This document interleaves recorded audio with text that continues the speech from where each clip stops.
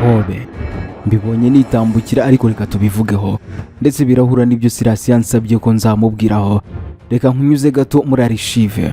Ku itariki ya 17 ukwezi k'Ugushyingo muri 2025 nibwo Perezida Volodymyr Zelensky wa Ukraine yakiriwe i Paris mu Bufaransa na mugenzi we w'Ubufaransa Emmanuel Macron. Bombi bashize umukono ku masezerano y'ibanze y'ubufatanye abemerera gutangira inzira y'igurwa ry'indege z'intambara za Rafale zigera ku 100 zose, kimwe n'ibindi bikoresho bishya byo kurinda ikirere. Ubu bwumvikane bwashyiriweho umukono mu kigo cya gisirikare cya Virakubraye bwari bwitezweho n'ubundi kongerera Ukraine ubushobozi bwo guhangana n'ibitero by'Uburusiya bukomeje kugabana n'uyu munsi, birimo ibya drone ndetse na za misiri zikaze. Emmanuel Macron w'Ubufaransa iki gihe yavuze ko iki gikorwa kigamije gufasha Kiev guhangana n'ibitero bitari ibyo kwihanganirwa by'Uburusiya. Icyakora cyo umuvugizi w'ibiro bya perezida w'Uburusiya ni Dmitry Peskov yabwiye abanyamakuru ko indege z'intambara zose Kiev yagura ngo ntacyo zizigira zikora, ndetse ngo nta nicyo zizahindura ku mirongo y'imbere mu ntambara. Peskov yavuze ko Uburusiya ngo babajwe nuko Ubufaransa bukomeje gutera inkunga Ukraine mu bya gisirikare, ati ibi byongera intambara, nta buryo bishobora kuba intandaro y'amahoro. Indege z'intambara za Rafale ziri mu zigezweho Ubufaransa bufite kugeza ubu ngobo. Imwe nakubwira ko igura arenga miliyoni 100 z'amayero, zitwa Rafale papa. Reka nzikubwireho umenye izi ndege zirahirwa na bose. Indege Emmanuel Macron aryamyeho, indege Putin avuga ko azasenya kugeza ku yanyuma, umunsi zizibisha zigakandagira mu kirere cy'igihugu cye. Jackson Semahoro niko nitwa. Ubundi iyo utangiye kumva urusaku rwayo ihirita mu kirere, ubuzi neza ko Rafale ihageze kandi ibintu bigomba guhinduka. Mu mpera z'ikinyejana cya 20 isi yari imenyereye indege zikora umurimo umwe wonyine, izirwanira mu kirere gusa ntuzibaza ibindi, yewe n'izindi zijya kumena amabombe ku butaka. Ariko Ubufaransa binyuze mu ruganda rwa Desert Aviation bwashatse kurenga imbibi gushaka indege imwe ishobora gukora byose icyarimwe. Iyi niyo bise Omnilore. Ni indege itari matilore nk'uko dusanzwe tuzizi gusa, ahubwo ni indege ishobora guhindura inshingano rwagati mu rugamba nta n'isegonda rishize. Amateka y'izi ndege za Rafale atangira mu mwaka w'1970 ubwo ibihugu by'Uburayi no kuvuga Ubwongereza, Ubudage n'Ubufaransa byashakaga gukora indege imwe ihuriweho, ibyo bise ngo Future European Fighter Aircraft. Ariko kandi Ubufaransa bwari bufite intego yihariye itandukanye n'abandi bose. Ubu bwashakaga indege itari nini cyane kandi ishobora no gutura ku mato y'intambara, mbese kuri za aircraft carriers ikaba yahaparika. Ikindi kandi ikaba indege ishobora gutwara intwaro kirimbuzi, nuclear weapons. Igihe rero andi mahanga yitagamo gukora Eurofighter Typhoon, Ubufaransa bwitandukanyije nabo bose maze butangira umushinga ukomeye wo kubaka indege y'igikoko ya Rafale mu 1986. Igice cya mbere cyageragejwe mu kirere n'icyitwaga Rafale A. Iki cyagaragaje ko kirenze ibyo abantu batekerezaga icyo gihe. Nyuma y'imyaka y'ubushakashatsi yewe n'ibibazo by'ubukungu, iyi Rafale ya mbere yinjiye mu gisirikare cy'Ubufaransa mu mwaka w'2001. Kuva icyo gihe rero ntiyigeze isubira inyuma, yabaye urufunguzo rw'intambara muri Afghanistan, ikora akantu muri Libya ndetse yewe no muri Mali, muri Iraq barayizi, yewe no muri Syria ibigwi byayo barabizi. Impamvu Rafale itinyitse rero ntabwo ari uko yihuta gusa, ahubwo n'ubwonko bwayo. Muri iyi ndege harimo ibyuma by'ikoranabuhanga bita Spectra. Iyi ni systeme yo kugarura ibitero by'umwanzi ibizwi nka electronic warfare system. Ibi rero binatuma iyi ndege itagaragara ku mirongo ya radari, idakoresheje gusa imiterere yayo, ahubwo ikoresheje imiyoboro y'amashanyarazi ihungabanya za radari z'umwanzi zigacanganyukirwa. Iyi rero igaragara nk'ifite amaso areba mu mpande zose.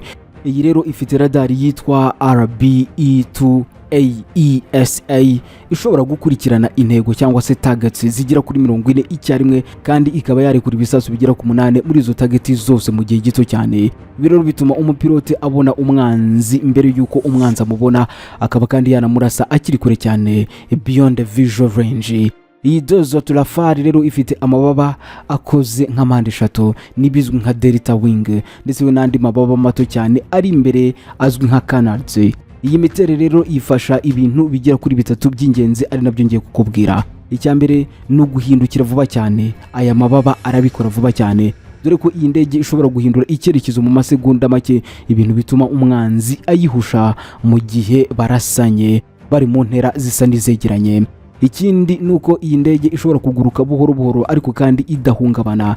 Ibi rero bikaba ingenzi cyane iyo igiye guparika ku mato y'intambara rwagati mu nyanja, igenda gake gake kandi nta guhusha igipimo. Ikindi ishobora gutwara imizigo iremereye cyane, dore ko iyi Rafale ishobora gutwara ibiro birenga 9,500 by'intwaro. Ibi rero ni hafi inshuro imwe n'igice y'uburemere bwayo. Iyo Rafale rero igiye kuguruka ntabwo ijya gukina, igenda nta mikino na mike ifite.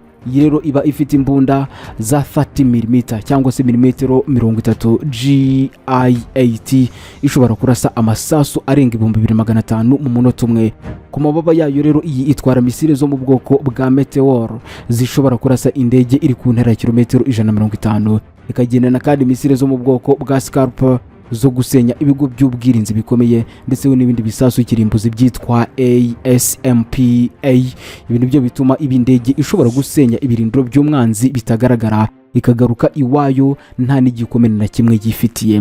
Mu myaka ya mbere rero iyi Rafale ntiyagurishwaga cyane kuko yari ihenze kandi ikoranabuhanga ryayo naryo ryari ririnzwe cyane. Abafaransa bangaga ko rishobora gukwira mu bihugu byinshi, ariko kandi kuva muri 2015 isi yamenye ko ariyo ndege ikora akazi kayo neza, mu gihe izindi ndege nk'iz'abanyamerika nka F-35 zikunze kugira ibibazo by'ikoranabuhanga rihanitse cyane ariko kandi ridahuye n'ukuri kw'intambara. Muri rusange iyi Rafale yo yagaragaje ko ishobora kurwana mu butayu, ikarwana mu nyanja, yewe no mu misozi miremire kandi nta nkomyi.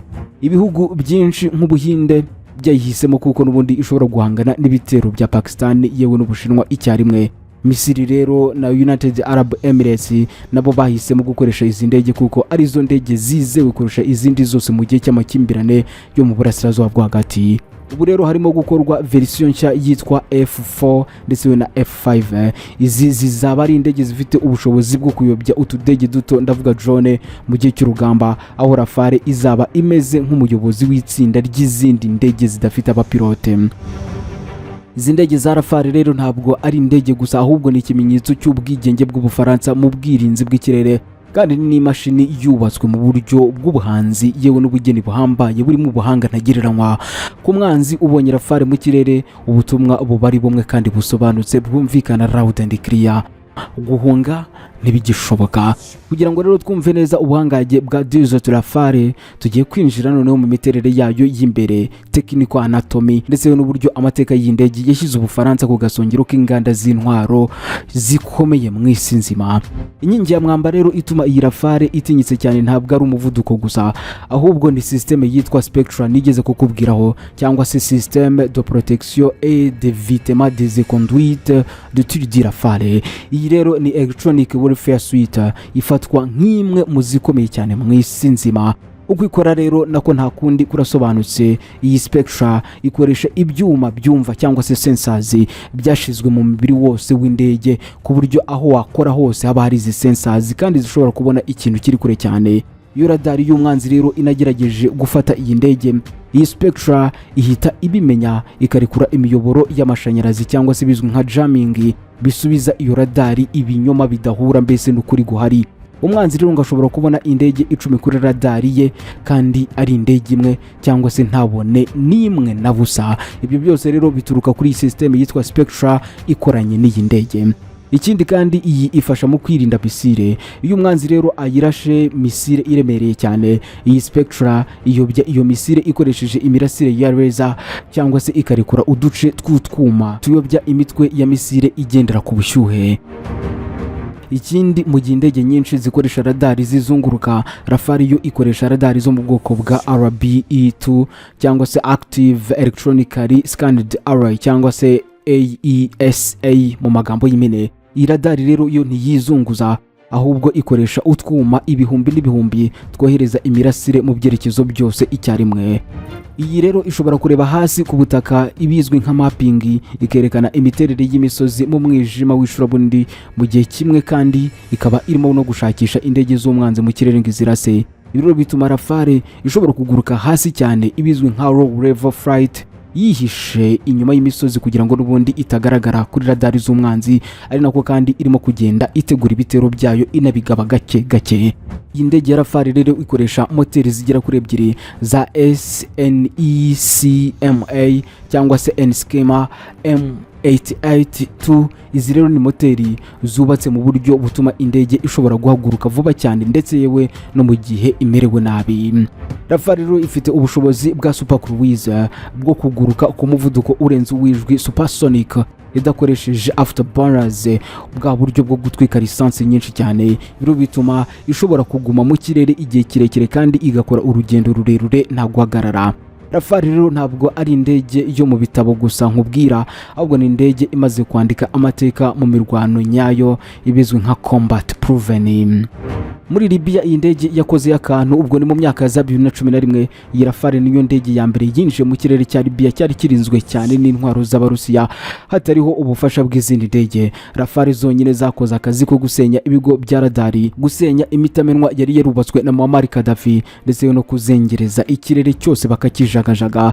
Rero niho isi yamenyeye ko omunilore atari ijambo ry'ubucuruzi ahubwo ari ukuri kw'ibiri kuri tere ku kibuga cy'imirwano nyirizina ubonye Rafale. Iyi ndege ya Rafale y'Abafaransa rero yanakoreshejwe mu gihugu cya Mali muri operation Servare. Muri 2013 rero Rafale zakoze urugendo rurerure cyane rwavuye mu Bufaransa zijya kurasa mu mujyi wa Gao mu gihugu cya Mali. Uru rugendo rwafashe amasaha 9:35 rukaba rwaragaragaje ko izi Rafale zishobora kurasa ahantu hose ku isi batitaye ku gihe n'umwanya byafata. Muri iki gihe cy'intambara muri Ukraine rero kuki ibihugu byatangiye kureka gukoresha izi ndege z'Abarusiya zitwa MiG ndetse na za Sukhoi, ubundi bakayerekeza amaso yabo ku ndege za Rafale z'Abafaransa? Ibyo nabyo bifite igisobanuro gikomeye. Icya mbere ni ubwigenge. Izi ndege za Rafale ntabwo zikoresha ibikoresho byo muri Amerika gusa.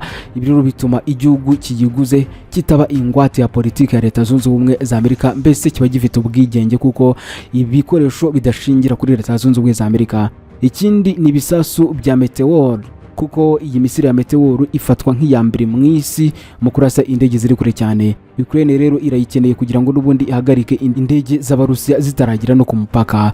Izi Desert Rafale rero ntabwo ari mashini gusa, nakubwira ko ari intwaro ya diplomasi. Igihugu kitunze kiba gifite ijambo mu kirere kuko itanga icyizere cy'uko nta ndege y'umwanzi ishobora kugiranwa nayo mu buhanga bwo kwitwara mu rugamba rugoye cyane. Mbese iyigira icyitwa versatility yo kuba yakitwara ku rugamba mu buryo butandukanye kandi igatanga umusaruro. Kwinjira mu miterere y'iyi ndege ya Desert Rafale nk'intwaro ishobora gutwara ibisasu bya kirimbuzi cyangwa se nuclear capabilities ni ukwinjira mu mutima w'umuvuduko wayo, ibanga yewe n'ubwirinzi bukomeye bw'Ubufaransa bugenderaho kuri ubu ngubu.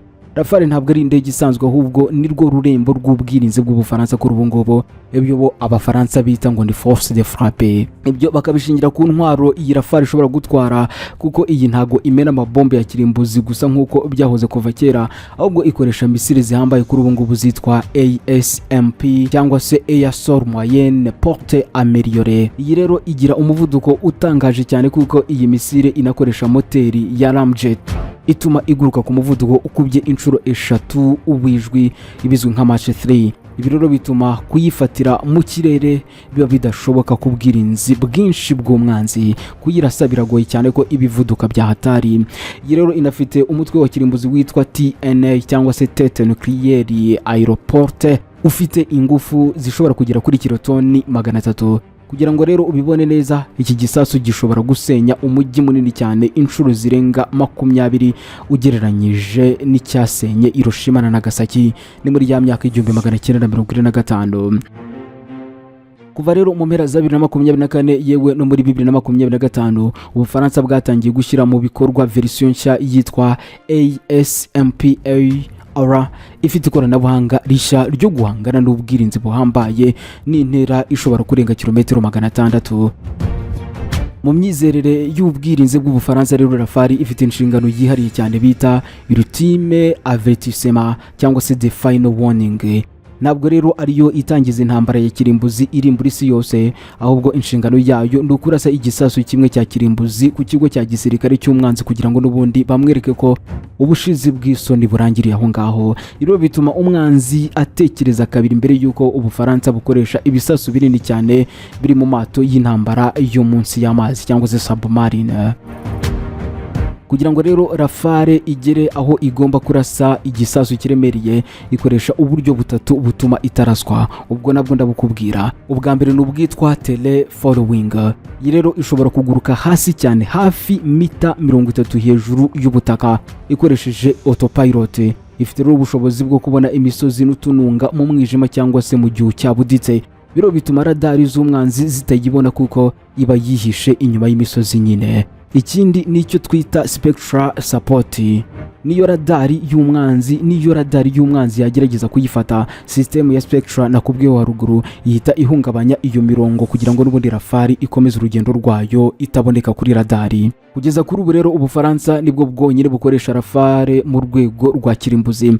Ibihugu nk'Ubuhinde bufite Rafale zishobora n'ubundi guhindurwa cyangwa se zizwi nka wired kugira ngo n'ubundi zitware intwaro nk'izo, ariko kandi ibyo bihugu ntibizikoresha ku buryo buzwi nka nuclear triad nk'Ubufaransa. Mu mwaka wa 2025 rero hatangajwe ko version nshya yitwa Rafale F5 izaba ifite ubushobozi bwo gutwara misile nshya yitwa ASN4G. Yikaba misile izaba ifite umuvuduko ukubye uwijwi inshuro zigera kuri 5 ni hypersonic. Bivuze ko rero muri 2035 Rafale izaba ishobora kurasa igisasu kirimbuzi kitashobora guhagarikwa na system n'imwe y'ubwirinzi iriho mu isi kugeza kuri ubu ngubu. Ngizo ni indege za Rafale z'Abafaransa, zikaba indege zikomeye cyane ariko kandi zishobora gukorana n'ibisasu kirimbuzi zikabicucagira ahariho hose mu isi igihe cyose babitekerereza. Ni nuko nsoje. Wakoze cyane ubana natwe makuru n'ibiganiro wumvira ngaha. Niba ufite igitekerezo ntiwitinye, twandikira hasi muri comment, nzabigaruka byose uko byakabaye. Jackson Semahoro niko nitwa. Iyi ni HOBE News.